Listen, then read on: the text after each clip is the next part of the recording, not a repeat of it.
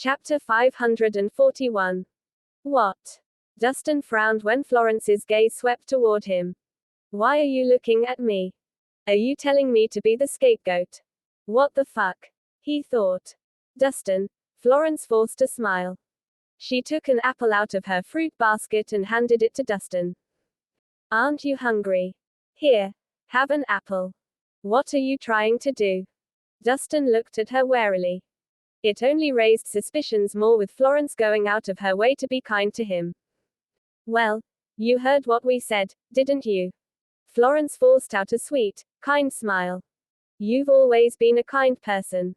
I'm sure you can't bear to see us lose our money like this, so I hope you can do us a favor. What favor? Dustin had his guard up. Don't you know a few rich women? Why don't you help us sell off those abandoned buildings? You're asking me to scam people for you. Dustin raised an eyebrow. How could you say that? Florence feigned innocence. We're not deceiving anyone. We're simply repurposing waste. Those wealthy people aren't short on money anyway, so think of it as doing a good deed. She's right. Julie nodded. Dustin, the abandoned buildings in Eastville might seem worthless now, but they actually have high potential. We don't have the financial ability to continue developing them. But they might have a new chance if those who are rich take over them. Hold on. Dustin raised his hand to stop Julie. Where did you say the buildings were? Eastville. Near the suburbs. Why? Julie was puzzled. The abandoned buildings in Eastville. After getting confirmation, Dustin smiled. You guys got lucky. Those buildings are worth a lot of money. Worth a lot of money. The others exchanged confused glances. They couldn't understand how that failed investment could be worth any money. Besides, why would they sell those buildings if they knew they were of any worth? I heard that those buildings are going to be redeveloped soon, so you guys hit the jackpot this time, Dustin said with a smile. This was what Azalea had told him earlier at the cafe. He just didn't expect Florence and the others to be lucky enough to get a head start. What nonsense are you spouting? Julie frowned. Those buildings have been abandoned for more than 7 years. No one dares to take over it, yet you're saying that they're going to be redeveloped. What a joke. She's right. If they were worth a lot of money, people would have fought to snatch them up instead of leaving them there. Victoria huffed. Where did you get that fake news, Dustin? Shut up if you don't know anything. James snapped. It was bad enough that Terrence had successfully scammed them, but did Dustin think that they were idiots? How could he lie to them as well? I'm not lying. Those buildings will be astonishingly valuable, Dustin replied calmly. There's a good chance that those properties under your name will multiply in value tremendously in a few days, so you shouldn't sell them off. Nonsense. Multiply by several times. That's nothing but wishful thinking. Julie snapped. Even if you're not going to help, why are you trying to deceive us? Florence dropped the act, and her tone turned harsh. It's just friendly advice. If you don't believe me, forget it. Dustin shrugged. He believed that Azalea wouldn't tell such a lie, so it was very likely that those buildings were going to shoot up in value soon. It was just that not many people knew about that yet. I'm just telling you to find a scapegoat. Why do you keep talking nonsense? You're so useless. Florence snapped resentfully. Chapter 542.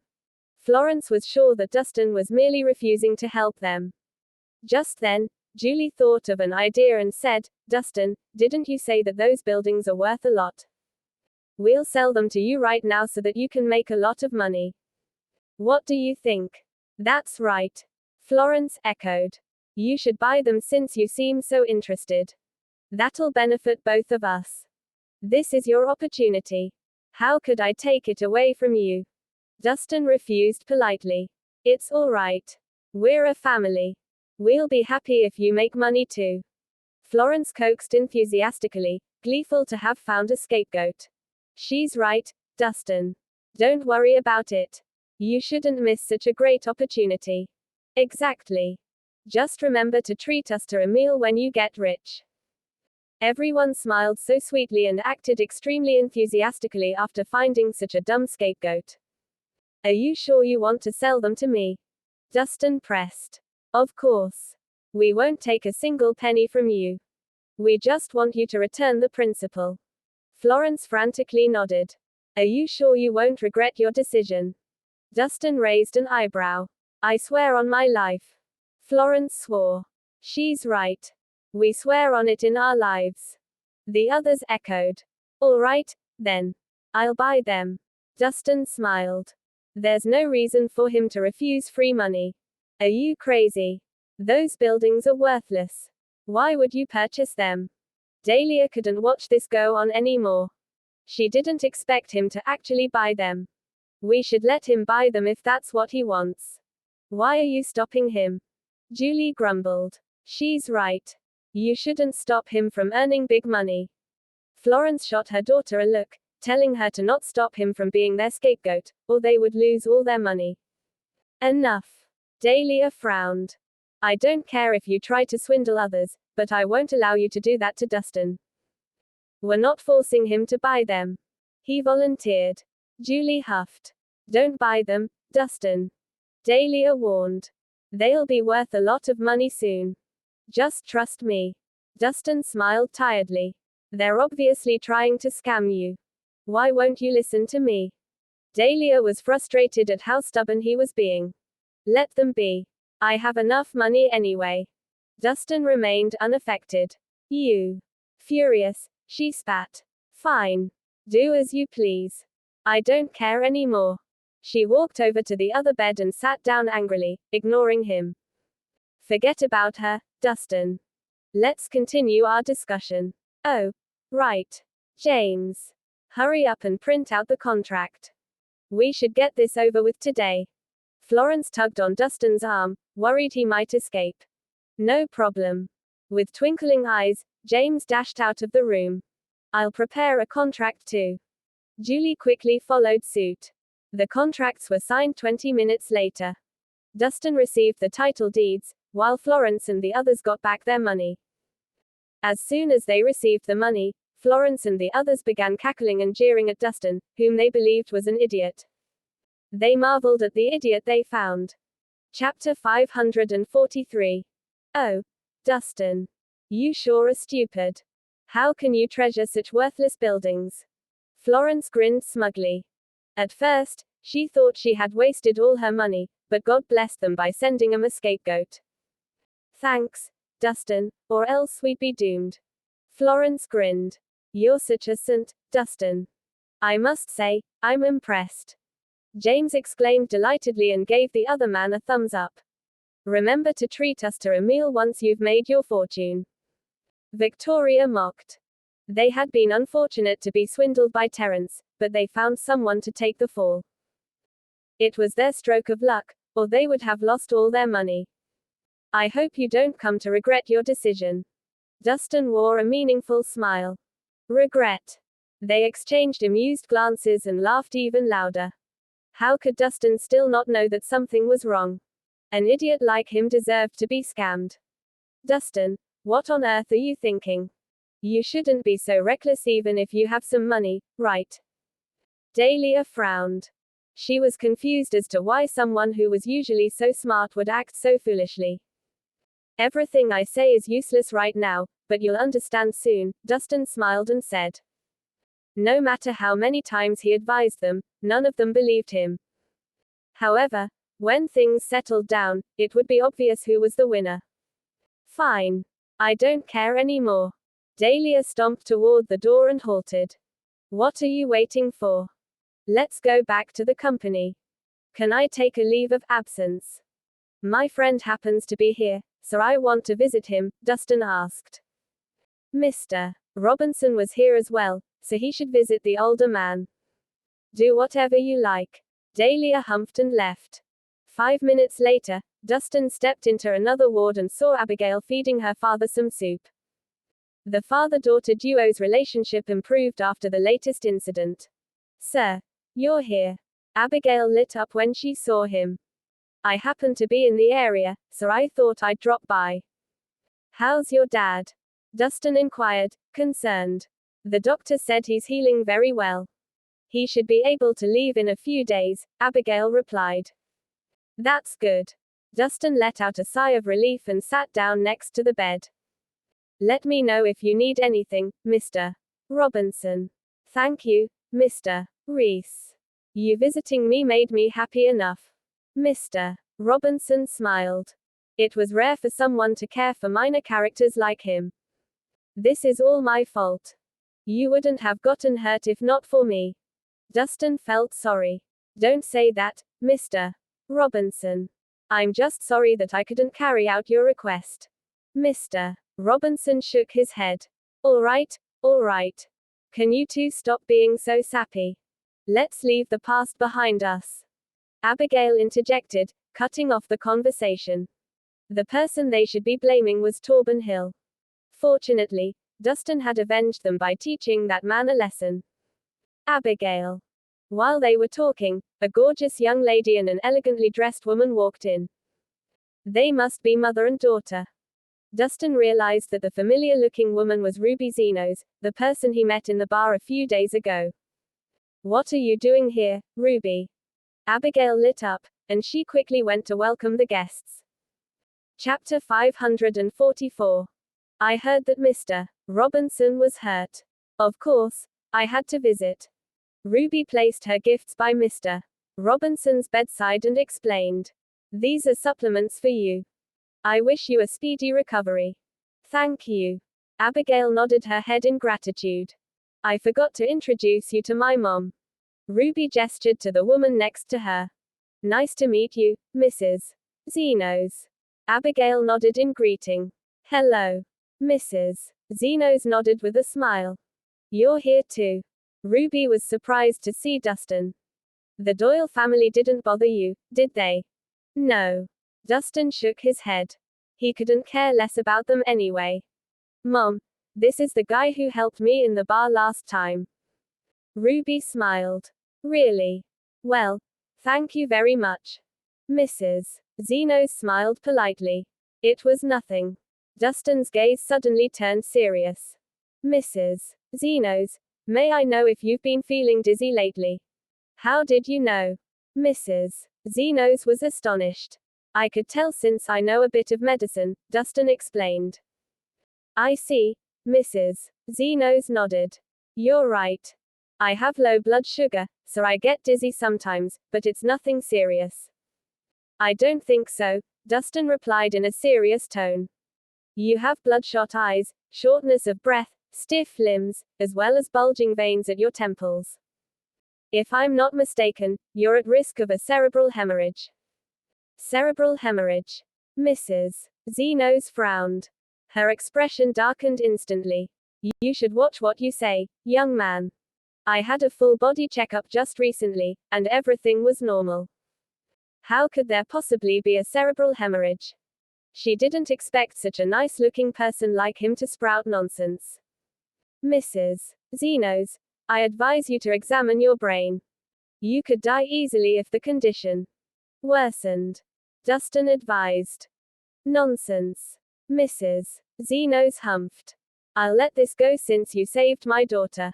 Don't provoke me anymore. She was unhappy to be told that she might die. Mrs. Zenos, your life is at stake here.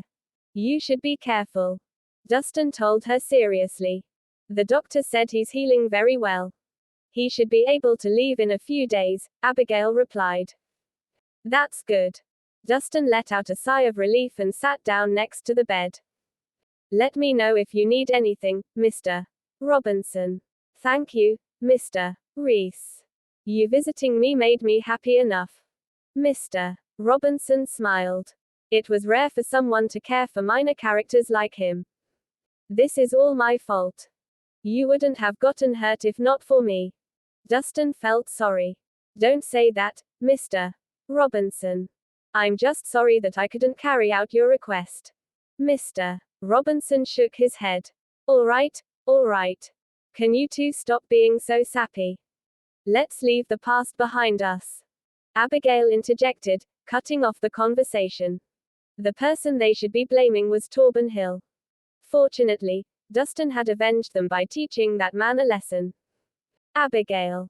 While they were talking, a gorgeous young lady and an elegantly dressed woman walked in. They must be mother and daughter.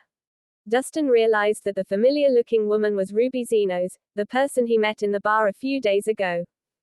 What are you doing here, Ruby? Abigail lit up, and she quickly went to welcome the guests. I heard that Mr. Robinson was hurt. Of course, I had to visit. Ruby placed her gifts by Mr. Robinson's bedside and explained. These are supplements for you. I wish you a speedy recovery. Thank you. Abigail nodded her head in gratitude. I forgot to introduce you to my mom. Ruby gestured to the woman next to her. Nice to meet you, Mrs. Zenos. Abigail nodded in greeting. Hello. Mrs. Zenos nodded with a smile. You're here too. Ruby was surprised to see Dustin. The Doyle family didn't bother you, did they? No. Dustin shook his head. He couldn't care less about them anyway. Mom, this is the guy who helped me in the bar last time. Ruby smiled. Really? Well, thank you very much. Mrs. Zenos smiled politely. It was nothing. Dustin's gaze suddenly turned serious. Mrs. Zenos, may I know if you've been feeling dizzy lately? How did you know? Mrs. Zenos was astonished. I could tell since I know a bit of medicine, Dustin explained. I see. Mrs. Zenos nodded. You're right. I have low blood sugar, so I get dizzy sometimes, but it's nothing serious. I don't think so, Dustin replied in a serious tone. You have bloodshot eyes, shortness of breath, stiff limbs, as well as bulging veins at your temples. If I'm not mistaken, you're at risk of a cerebral hemorrhage. Cerebral hemorrhage. Mrs. Zenos frowned. Her expression darkened instantly. You should watch what you say, young man. I had a full body checkup just recently, and everything was normal. How could there possibly be a cerebral hemorrhage? She didn't expect such a nice-looking person like him to sprout nonsense. Mrs. Zenos, I advise you to examine your brain. You could die easily if the condition worsened. Dustin advised. Nonsense. Mrs. Zenos humphed. I'll let this go since you saved my daughter. Don't provoke me anymore. She was unhappy to be told that she might die. Mrs. Zenos, your life is at stake here. You should be careful. Dustin told her seriously. Enough of your nonsense. Mrs. Zenos turned and walked away briskly. As a woman who people died to please at every moment, she was furious to be cursed by someone. I'm sorry.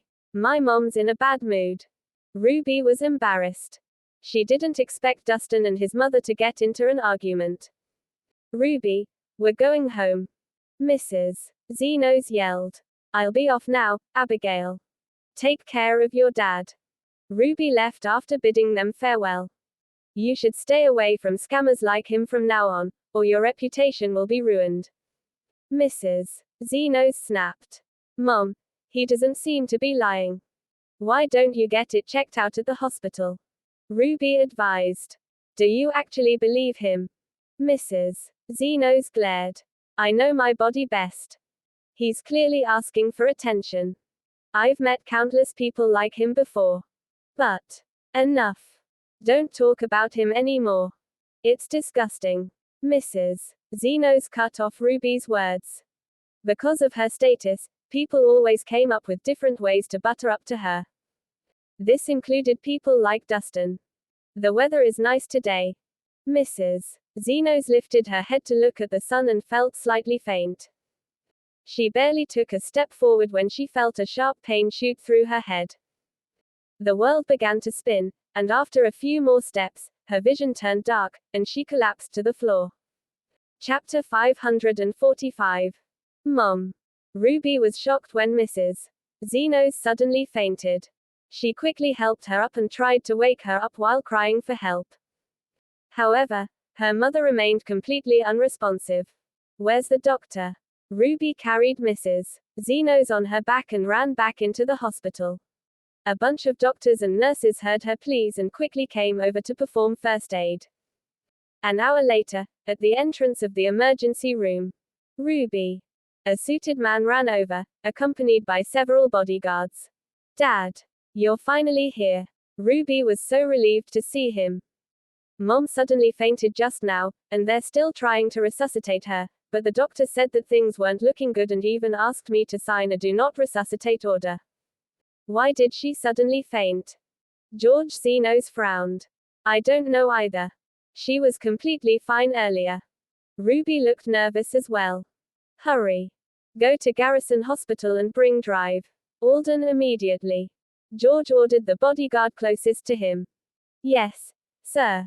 His guard quickly pulled out his phone and began calling someone. Less than half an hour later, an old man with white hair donning black clothes rushed into the hospital with a team of specialists. Every one of them was a top doctor in Garrison Hospital. Mr. Zenos. The old man greeted me. Dr. Alden, my wife's life is in danger.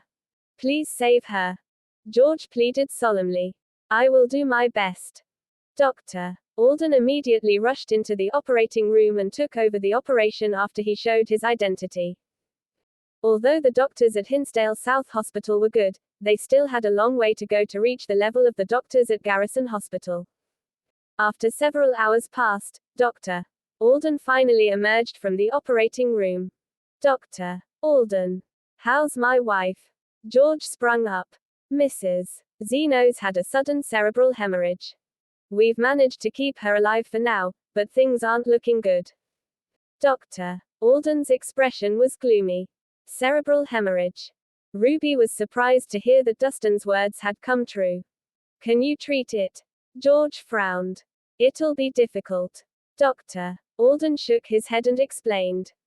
She is experiencing severe intracranial bleeding caused by an accumulation of blood clots, which is putting pressure on her nerves and causing her to stay unconscious. There's a high likelihood that she'll fall into a coma. What? A coma? Ruby paled. She couldn't accept that her mother, who had been alive and well just hours ago, was going to have to stay in bed for the rest of her life. Dr. Alden, can't you operate on her head? George pressed. Unfortunately not. Mrs. Zenos is bleeding extensively in a delicate location. We might accidentally kill her if we operate on her. Dr. Alden sighed. How could this be? Is there no other way? George's expression was painful. I'm sorry. I have done everything in my power. Whether or not she can wake up depends entirely on her, Dr. Alden said helplessly. As if someone poured a bucket of ice over him, George froze up.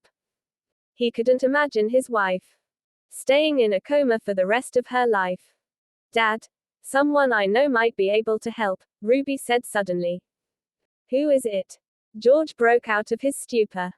His name is Dustin Rhys. Not too long ago, he predicted that Mom might have a cerebral hemorrhage. We didn't take it too seriously at first, but his words came true, Ruby explained. He predicted the cerebral hemorrhage. Is there anyone in this world who can do that? Dr. Alden was doubtful. How could anyone detect something like that without the aid of tools? It is true. I swear. Ruby exclaimed, anxiously. It doesn't matter if it's true. Just tell him to come over and do what he can. George ordered. He wasn't going to let go of this glimmer of hope. Chapter 546. Okay. Without wasting any more time, Ruby took her phone out to give Dustin a call, and she briefly told him what had happened. I'll be there right away. Dustin ended the call and rushed over to the hospital. By the time he reached, Ruby's mother had already been transferred to the VIP ward. Although she was no longer in critical danger, she remained unconscious. When Dustin entered the ward, he noticed that there was quite a small crowd gathered there. Most of them were doctors, and some were bodyguards. Dustin. You're here. Ruby's face lit up with hope when she saw him.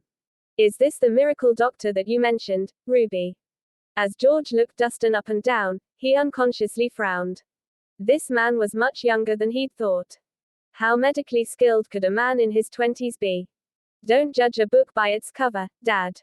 Dustin might be young, but he's really good at what he does. It only took him a glance and he knew what was wrong with Mom. Ruby assured. Forgive me for being blunt, Miss Zenos, but maybe it was just a lucky guess, Dr. Alden said. At Dustin's age, even if he had been practicing medicine since the day he was born, he'd only have 20-odd years of experience under his belt. If Dr. Alden himself, who had been practicing medicine for over 40 years, could not tell what was wrong with her, how could this young chap? Are you sure, young man? George asked tentatively. I wouldn't be here if I wasn't, Dustin answered plainly. All right then, you'll be handsomely rewarded if you can heal my wife, George told him earnestly. Mr. Zenos, are you really going to let him treat her? Dr. Alden asked with furrowed brows. Mrs. Zenos is not in a good condition right now. What if anything happens to her? It can't go any worse than it already is. George shook his head. What difference would it make whether his wife remained in a coma for the rest of her life or if she were to be dead? But, Dr. Alden wanted to continue but was promptly cut off by George. Please go ahead, young man. Dustin nodded and walked over to Mrs. Zeno's bedside before reaching out to check her vitals. A short while later, he told them, Mrs. Zenos is suffering from severe intracranial hemorrhage which is putting pressure on her nerves. If we don't get that sorted out immediately, she might end up in a permanently vegetative state. Everyone was shocked when they heard what he had to say. Even Drive Alden, who had doubted his abilities just a while ago, looked astonished. Dustin had simply done a quick check on Mrs. Zeno's vitals and was able to tell them exactly what was wrong with her. Was he really that capable? Can you heal her, young man? George was instantly enlivened as he saw a spark of hope. He hadn't held out much hope initially, but judging from what Dustin had just said, he could tell that Dustin really knew what he was doing. It wouldn't be difficult. All that needs to be done is to drain out the blood and see that she takes her medications on time, Dustin said. Draining intracranial blood is no easy feat, young man. Besides, with Mrs. Zeno's condition, surgery is not an option, Dr. Alden reminded Dustin. Ultimately, he still refused to believe that Dustin was better than him. Who said anything about surgery? This can easily be done with needling, Dustin said matter-of-factly. Needling? Are you kidding me? Dr. Alden frowned. There was a life on the line. This wasn't a simple task. You don't believe me? Let's try and see, shall we? Dustin couldn't be bothered to explain any further. Without saying much more, he took out some silver needles and inserted them into Mrs. Zeno's pressure points. One right on top of the head, one near the front hairline, one by each ear, one above each eye, and finally, one on each side of her nape. After inserting all the needles, Dustin channeled energy from within him and directed it toward the needles. The needles vibrated and gave out a soft buzzing sound. Then, wisps of true energy traveled along the silver needles into Mrs. Zeno's pressure points. A brief while later, 2 streams of black blood trickled out of her nose. The blood flowed out in steady streams until it gradually turned into fresh blood, which was crimson red before it slowly stopped. She'll be fine now. In one swift motion, Dustin extracted all the needles and kept them neatly in his pocket. That's all. Before Drive Alden could complete his sentence, Mrs. Zenos groaned softly, and her eyes fluttered open. Chapter 547. She's awake. Everyone was amazed to see that Mrs. Zenos had come around, and they stared at her wide-eyed with disbelief. Nobody had ever thought that this young man would be able to cure Mrs. Zenos of something that even Drive Alden found impossible. And he managed to do so with just several needles. The entire process had been nothing special and was just plain old needling techniques, but it was exactly because of how simple everything had been that they found it shocking. How is this possible? Dr. Alden was completely blown away by what he just witnessed. That was cerebral congestion, and she had been diagnosed as a vegetative patient, for goodness sake. It was such a complicated condition, and he managed to cure her with just several needles. He must be joking. She's awake. She's awake. Mom's awake. It took Ruby a while to register that her mother was finally awake, but when she snapped back to her senses, she jumped with joy. She had been utterly devastated when she got to know that her mother was in a vegetative state. It was a miracle that she could come around so soon. Honey, how are you feeling? George forced himself to calm down and quickly went up to check on his wife. I feel a bit woozy, but apart from that, I'm fine. What's wrong? Mrs. Zenos was confused, as she only remembered what happened before she passed out. That's great. It's great that you're feeling fine. George laughed happily after he was sure that his wife was no longer in any danger. You really are a miracle healer, young man. I underestimated you. You have exceptional medical skills. I'm impressed. George shook Dustin's hand as a sign of respect. Don't mention it. Just remember that reward you promised, Dustin said without any arrogance. He had only helped them because he felt that it was fate that they crossed paths, so it went without saying that he'd ask for payment. Ha ha ha. I like how direct you are, young man. How much are you asking for? Just state your price, George said with a chuckle. You pay however much you deem fit. Dustin left it to him to decide how much he was going to pay. So, George generously wrote him a $30 million check and handed it to him. Please have this, young man. This is a token of my appreciation to you for saving my wife. If you ever run into any difficulties, just come to me, and I promise I'll help you out of it. Thanks. Dustin gave the check a flick and put it away in his pocket. What happened? Mrs. Zenos looked around, still trying to figure out what exactly happened to her. Mom. You nearly lost your life due to intracranial hemorrhage. Dustin was the one that saved you. Ruby was quick to explain the situation to her mother. Intracranial hemorrhage. Mrs. Zenos was obviously shocked to hear that. Was it possible that he had been telling the truth all along? Had she wronged him? At the thought of that, she said remorsefully, I'm truly sorry, young man. I hope you do not take my offensive words to heart. Don't worry about it. It's all in the past, Dustin said with a shake of his head. Hardly anyone would believe it if someone just came up to them and told them that they were going to suffer from intracranial hemorrhage. Thank you, Dustin. Had it not been for you, things would have turned out horribly. Ruby had nothing but appreciation for Dustin. Don't mention it. I've been paid for my work, Dustin said with a faint smile. Your medical skills are out of this world, young man. Would you be interested in joining us? We desperately need talented people like you. Chapter 548. Dr. Alden did not hesitate to invite Dustin to join them. His medical skills were truly miraculous, to say the least. It was amazing how he could bring someone from the brink of death back to consciousness with just several needles. Had it not been for his ego, Dr. Alden would have asked Dustin to be his mentor. I have no such plans yet. We'll see when the opportunity arises. Dustin rejected him nicely. Then, without anyone asking, he quickly scribbled down a prescription and handed it to Ruby. Remember to make sure that your mother takes her medications on time. She'll have to take them for about a month, and she'll be all right. Thank you, Dustin. Ruby beamed brightly at him. I have other plans, so I'll take my leave now. Dustin did not stay there much longer and left the hospital soon after. As he left the hospital, Dustin was suddenly reminded that he had yet to change Natasha's wound dressing today, so he hailed a cab and headed straight for the Harmon estate. In the Harmon's discussion room, Hector was leading a group of the Harmon family's key members in a meeting. They had divided opinions over the marriage arrangement.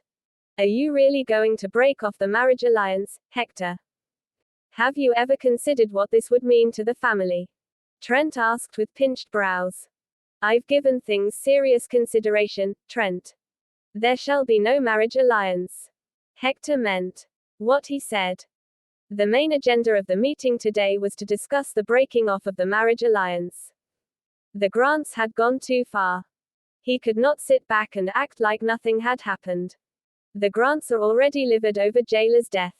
If we tell them that we're breaking off the marriage alliance, they'll use that as an excuse to give us trouble, and when that happens, there's bound to be a massive strife between the two families. Trent warned. The strife has already begun. From the moment the Grants framed me and messed with my daughter, there was already no alliance. What we need to do now is strengthen our defenses and be prepared, Hector said coldly. Must things really come to this? We'll be in a terrible predicament if we really burn bridges with the Grants. Trent's expression was tense. I wish that the family can develop in peace too, Trent. But with the difficulties we are facing, both internally and externally, people out there will only see it as an opportunity to take advantage of us if we do not act firmly. We cannot compromise anymore, Hector said with a resolute tone. If the Harmons backed off once, they'd have to do it again in the future, and the Grants would only behave even more ruthlessly at that time. Hector thought that it'd be better for the Harmons to face the Grants head-on while they still had the means to do so. And even if they lost, they'd lose with their heads held high. Why are you silent, Jacob? Talk some sense into Hector. Trent signaled at Jacob frantically to persuade Hector. What's the point? Hector is the head of the family. He has the final say in every matter. Jacob seemed to have given up on contributing any thoughts. Jacob, this is a family meeting. Everyone is free to voice their thoughts. I will consider your suggestions if you come up with any good ideas. Hector encouraged. All right, then I'll tell you what I think. Jacob cleared his throat before he continued. Hector, I know that Natasha is reluctant to marry Tyler, but the consequences of breaking off the marriage alliance are severe. I think that we should just change our strategy slightly. Oh. Change our strategy. How so? Hector asked with a lift of his brows. It's simple. There are many eligible young ladies in the Harmon family who are of marriageable age. Since your daughter is unwilling to marry Tyler, then we'll send someone else to marry him. As long as we have a marriage alliance, it doesn't matter who marries him, Jacob said plainly. Send someone else. The rest of the family began whispering among themselves when they heard Jacob's suggestion. It seemed like a decent enough proposal. Natasha might not agree to marry Tyler, but there were other people who would readily agree to the marriage. Tyler was an excellent candidate that many women would die to be married to. But Jacob, there has been so much conflict between the two families. No matter who we send to marry Tyler, we'd be sending her into an extremely risky situation. Hector was torn as to whether or not he should take Jacob's suggestion. Someone has got to take one for the family. Since your daughter is unwilling to be the one to do so, we'll just have to get someone else, Jacob said. You're right, but who else would be good enough for Tyler? Trent pondered for a suitable candidate. They could not just send any other girl to marry Tyler. He was General Lionheart, a truly brilliant man. Natasha was the only one in the entire Harmon family who was barely good enough for him. Me. Just then, Kate stood up and declared confidently. Be it looks or ability, I'm not far off from Natasha. I'm the most suitable candidate to marry Tyler. Chapter 549. Trent was caught off guard when he saw Kate step forward. He had never thought that his daughter would come forward in the family's time of need. That sounds good. I think Kate is indeed a suitable candidate. We should consider letting her take Natasha's place for the marriage alliance, Jacob vouched for Kate. The rest of the family nodded in agreement when they saw Jacob backing Kate up. They were convinced that Kate was just about as good as Natasha, both in looks and abilities. It really wasn't a bad idea to let her marry Tyler. Kate, this is no laughing matter. You should consider it carefully, Hector warned sternly. Uncle Hector, I've given it much thought. Since Natasha is reluctant to marry Tyler, I'll do it, Kate announced boldly. Are you really willing to sacrifice yourself for the family? Hector asked once again. Well, someone has got to do it, so it might as well be me. This is my responsibility as a Harmon. Natasha declared righteously. Although she put on a dignified and honorable front, she was actually elated inwardly. Sacrifice. What a joke. Tyler was powerful, influential, and had a high social standing. He had a promising future. And on top of that, he had the looks to match.